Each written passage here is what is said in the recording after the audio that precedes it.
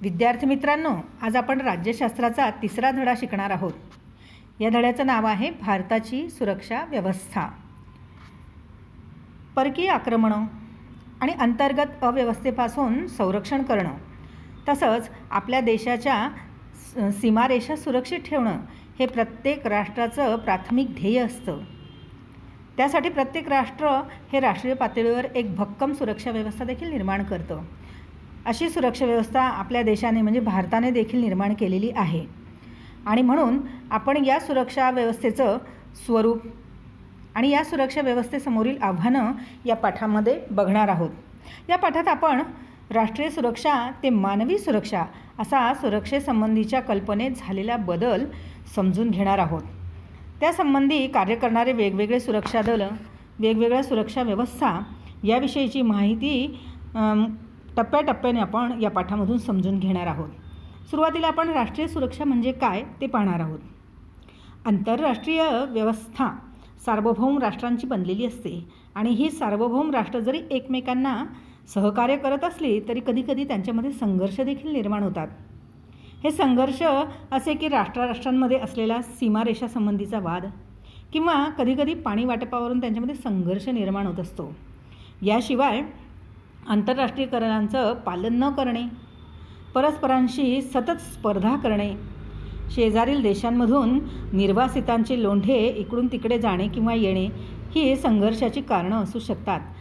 राष्ट्रांमध्ये अशा प्रकारचे परस्पर विरोधी संघर्ष निर्माण झाल्यास त्याचं निराकरण किंवा त्याची सोडवणूक तडजोडी करून, काही वेळा तडजोडी करून किंवा कधीकधी चर्चा करून देखील केली जाते.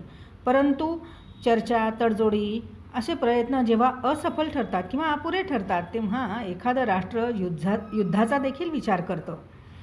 एखाद्या राष्ट्राने दुसऱ्या राष्ट्रावर आक्रमण करणे हे राष्ट्राच्या सार्वभौमत्वाला आव्हान देणं ठरतं आणि त्यामुळे राष्ट्राच्या सुरक्षिततेला किंवा सुरक्षेला धोका देखील निर्माण होतो. आक्रमक राष्ट्रांच्या लष्करी सामर्थ्यामुळे अशा प्रकारचं आव्हान निर्माण केलं जातं. कोणत्याही परिस्थितीत राष्ट्राच्या सार्वभौमत्वाचे आणि अस्तित्वाचे रक्षण करणं हे राज्याचं पहिलं कर्तव्य आणि जबाबदारी असल्याने राज्याला आपली सुरक्षा व्यवस्था कायम सज्ज आणि अद्ययावत ठेवावी लागते आणि यालाच आपण राष्ट्रीय सुरक्षा असं म्हणतो. भारतात देखील अशी परस्पर पूरक आणि परस्पर विरोधी काही उदाहरणं आहेत. जसे की काश्मीर प्रश्न आहे किंवा चीन शेजारील सीमारेषांचा प्रश्न आहे. अशा प्रश्नांवरनं कायम आपल्याकडे वादाचं वातावरण तयार झालेलं असतं. म्हणून यासाठी आपली राष्ट्रीय सुरक्षा जतन करण्याचे काही मार्ग आहेत. ते मार्ग आता आपण बघणार आहोत. राष्ट्राच्या सुरक्षेचा संबंध हा भौगोलिकतेशी जोडला आहे. कारण भौगोलिकदृष्ट्या अधिक जवळ असणाऱ्या, शेजारी असणाऱ्या राष्ट्रांकडून राष्ट्रीय सुरक्षेला धोका निर्माण होण्याची शक्यता जास्त असते. आपल्या भौगोलिक सीमारेषांना असलेला धोका कोणता आहे आणि तो नेमका कोणत्या राष्ट्राकडून किंवा कोणत्या देशाकडून झालेला आहे किंवा होत आहे हे ओळखणं अतिशय महत्त्वाचं आहे. हा धोका दूर ठेवायचा असेल तर त्यासाठी राष्ट्राला आपली लष्करी ताकद वाढवावी लागते. तसंच आधुनिक तंत्रज्ञानाचा अवलंब करून धोक्याविषयीचे अंदाज बांधावे लागतात. कूटनीती आखावी लागते. शस्त्रास्त्र निर्मिती करावी लागते. संरक्षण दलांचं वेळोवेळी आधुनिकीकरण करायचं असतं व ती अद्ययावत करणं अत्यंत गरजेचं असतं. या प्रकारचे मार्ग अवलंबून आपल्या राष्ट्रीय सुरक्षिततेचं जतन करता येतं. युद्धाच्या मार्गाने संघर्षांचं निराकरण करणं किंवा राष्ट्रीय सुरक्षेची जपणूक करणं हे अधिक तणावाचं आणि आंतरराष्ट्रीय शांतता धोक्यात आणणारं असतं. यामुळे आंतरराष्ट्रीय शांतता ही धोक्यात येऊ शकते. म्हणून काही राष्ट्र काय करतात तर ती बड्या राष्ट्रांचा किंवा विकसित राष्ट्रांचा पाठिंबा मिळवून राष्ट्रीय सुरक्षेला असणारा धोका कमी करण्याचा प्रयत्न करतात आणि अशा प्रकारे एखादा मोठा गट तयार झाला की समोरील आक्रमक राष्ट्र हे आपोआप हळूहळू शांत होण्याचा प्रयत्न देखील करू शकते आणि आपल्या राष्ट्रीय सुरक्षिततेचं जतन होऊ शकतं. अशा प्रकारे राष्ट्रीय सुरक्षा जतन करण्याचे मार्ग आपण पाहिले. राष्ट्रीय सुरक्षेच्या निमित्ताने प्रत्येक राष्ट्र हे आपापलं शस्त्र सामर्थ्य दाखवण्याच्या भानगडीत पडत आहे. परंतु शस्त्र सामर्थ्याबाबत सर्वच देश हे समान पातळीवर आहेत असं नाही आहे. प्रत्येक राष्ट्र हे आपली लष्करी ताकद वाढवण्याच्या प्रयत्नात गुंतलेलं आहे, परंतु त्यातून परस्परांशी शस्त्रस्पर्धा आता सुरू झालेली आहे. या शस्त्रस्पर्धेमुळे असुरक्षिततेची भावना अधिकच वाढीस लागली आहे. असुरक्षिततेची भावना राष्ट्रीय सुरक्षेला असणारे धोके वाढवते आणि हे धोके टाळण्यासाठी शस्त्रस्पर्धेची नाही तर शस्त्रकपातीची गरज आहे असेच म्हणावे लागेल. जगामध्ये चाललेले आंतरराष्ट्रीय संघर्ष हे शांततेच्या आणि वाटाघाटीच्या माध्यमातून सोडवण्याचा प्रयत्न हा प्रत्येक राष्ट्राने केला पाहिजे आणि त्यासाठी राष्ट्रांमधील संवाद आणि देवाणघेवाण ही वाढली पाहिजे. राष्ट्रांमध्ये जितके जास्त परस्परावलंबन तितकी जास्त शांतता व सुरक्षितता वाढेल आणि त्यामुळे आंतरराष्ट्रीय सहकार्य वाढण्यास मदत होईल. चर्चा व वाटाघाटी वेगवेगळी माध्यमं आणि व्यासपीठं वाटाघाटीसाठी वेगवेगळी माध्यमं आणि व्यासपीठं उपलब्ध होतील. शिवाय प्रत्येक राष्ट्र हे आर्थिक नुकसानीच्या भीतीमुळे युद्ध कसे टाळता येईल असाच प्रयत्न करेल. आता आपण भारताची सुरक्षा यंत्रणा कशी आहे हे पाहणार आहोत.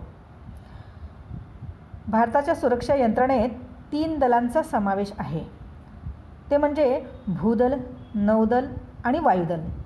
भारताच्या भौगोलिक सीमांचे रक्षण करण्याची जबाबदारी ही भूदलावर असते, तर भारताच्या सागरी सीमांचे रक्षण हे नौदलाकडून केले जाते. भारताच्या हवाई सीमा व अवकाशाचे रक्षण करण्याची जबाबदारी ही वायुदलाची असते आणि या तिन्ही दलांवर संरक्षण मंत्रालयाचं नियंत्रण असतं. भारतातील भूदल हे खूप मोठे असून जगातील 7व्या क्रमांकाचे भूदल आहे. या तिन्ही दलांच्या प्रमुखाला एक विशिष्ट पदवी आहे. ती म्हणजे भूदलाच्या प्रमुखाला जनरल असं म्हटलं जातं, तर नौदलाच्या प्रमुखाला ॲडमिरल असं म्हणतात, तर वायुदलाच्या प्रमुखाला एअर चीफ मार्शल असं म्हटलं जातं. या तिन्ही प्रमुखांची नेमणूक ही भारताच्या राष्ट्रपतीकडून केली जाते. भारताचे राष्ट्रपती हे संरक्षण दलाचे सरसेनापती असतात, supreme commander of the defence forces. भारताच्या राष्ट्रपतींच्या संमतीशिवाय संरक्षण दलांना युद्ध अथवा शांततेविषयी कुठलाही निर्णय घेता येत नाही. याचं कारण असं की राष्ट्रपती हे नागरी सत्तेचे प्रतिनिधित्व करत असतात आणि भारत हा लोकशाही प्रधान देश आहे. त्यामुळे लोकशाहीत नागरी नेतृत्वाला लष्करी नेतृत्वापेक्षा मोठं मानलं जातं, श्रेष्ठ मानलं जातं. म्हणून ह्या तिन्ही दलांना जर काही कार्यवाही करायची असेल तर त्यांना आधी त्यांच्या दलांचे प्रमुख म्हणजे आपल्या भारताचे देशाचे राष्ट्रपती यांची संमती घेणं आवश्यक असतं. भारताच्या संरक्षण यंत्रणेतील 3ही संरक्षण दलं ही अद्ययावत असावीत यासाठी अनेक उपाययोजना केल्या जातात. त्यासाठी काही संशोधन संस्थांची देखील स्थापना करण्यात आलेली आहे. संरक्षण दलामधील सर्वच श्रेणींच्या व्यक्तींना आपलं काम अतिशय चांगल्या पद्धतीनं पार पाडता यावं यासाठी देशामध्ये अनेक प्रशिक्षण संस्था देखील स्थापन करण्यात आलेल्या आहे. उदाहरणार्थ पुणे येथील नॅशनल डिफेन्स अकॅडमी NDA आणि दिल्ली येथील नॅशनल डिफेन्स कॉलेज यासारख्या संस्था स्थापन करण्यात आलेल्या आहे. या संरक्षण दलांना मदत करण्यासाठी काही निमलष्करी दलं देखील असतात. ही दलं पूर्णतः लष्करी देखील नसतात किंवा नागरी देखील नसतात, म्हणून यांना निमलष्करी दलं असं म्हटलं जातं. संरक्षण दलांना सहाय्य करणं हे या निमलष्करी दलांचं काम असतं. यामध्ये सीमा सुरक्षा दल म्हणजे बॉर्डर सिक्युरिटी फोर्स, तटरक्षक दल म्हणजे कोस्ट गार्ड, केंद्रीय राखीव पोलीस दल म्हणजे सेंट्रल रिझर्व्ह पोलीस दल CRPF आणि जलद कृती दल म्हणजे रॅपिड ॲक्शन फोर्स या निमलष्करी दलांचा समावेश होतो. या निमलष्करी दलांना देशातील महत्त्वाची रेल्वे स्थानकं, मोठमोठे तेल साठे, पाणी साठे या आणि अशासारख्या महत्त्वाच्या ठिकाणांचं संरक्षण करण्याची जबाबदारी दिलेली असते. तसंच नैसर्गिक किंवा मानवनिर्मित जर आपत्ती निर्माण झाल्या तर त्या आपत्तींचं व्यवस्थापन करण्यामध्ये निमलष्करी दलांचा मोठा सहभाग असतो. शांततेच्या काळात मात्र देशाच्या आंतरराष्ट्रीय सीमांचं रक्षण करण्याची जबाबदारी ही निमलष्करी दलांवर असते. तसंच सीमेजवळच्या भागामध्ये राहणाऱ्या नागरिकांच्या मनामध्ये सुरक्षिततेची भावना निर्माण करणं, शिवाय देशामध्ये समुद्रमार्गे किंवा इतर मार्गाने हवाई मार्गाने होणारी तस्करी रोखणं, त्याच्यानंतर सीमेवरती गस्त घालणं या आणि अशासारखी अनेक कामं सुरक्षा दलाला करावी लागतात. भारताच्या सागरी किनाऱ्याचं रक्षण करण्यासाठी तटरक्षक दलाची निर्मिती करण्यात आलेली आहे. भारताला 7,517 किलोमीटर लांबीचा सागरी किनारा लाभलेला आहे आणि या भारताच्या सागरी हद्दीतील जी मासेमारी चालते त्या मासेमारी व्यवसायास संरक्षण देण्याची जबाबदारी ही तटरक्षक दलाची असते. शिवाय सागरी मार्गावरील चोरटा व्यापार थांबवणं आणि त्यासाठी मोठ्या पद्धतीने व्यवस्थापन करणं या आणि अशा पद्धतीची अनेक कामं तटरक्षक दलाला पार पाडावी लागतात. शिवाय कायदा व सुव्यवस्था राखण्याच्या कामी विविध राज्यातील प्रशासनास मदत करण्याचं काम केंद्रीय राखीव पोलीस दल करतं. यामध्ये जर कुठे बॉम्बस्फोट झाले किंवा दंगली उसळल्या तर देशाच्या सुरक्षेस धोका निर्माण होतो आणि अशा वेळेला वेगवान हालचाली करून जनजीवन सुरळीत करण्याचं काम हे जलद कृती दलामार्फत केलं जातं. याशिवाय महत्त्वाचं म्हणजे शालेय पातळीवर विद्यार्थ्यांमध्ये शिस्त आणि लष्करी शिक्षणाची आवड निर्माण व्हावी या हेतूने देखील राष्ट्रीय छात्र सेना म्हणजे NCC नॅशनल कॅडेट कोरची स्थापना करण्यात आलेली आहे. यामध्ये शाळा आणि महाविद्यालयातील विद्यार्थिनींना भाग घेता येतो. आणि सगळ्यात महत्त्वाचं म्हणजे स्वातंत्र्यपूर्व काळामध्ये एका दलाची स्थापना झाली ती म्हणजे गृहरक्षक दल होमगार्ड.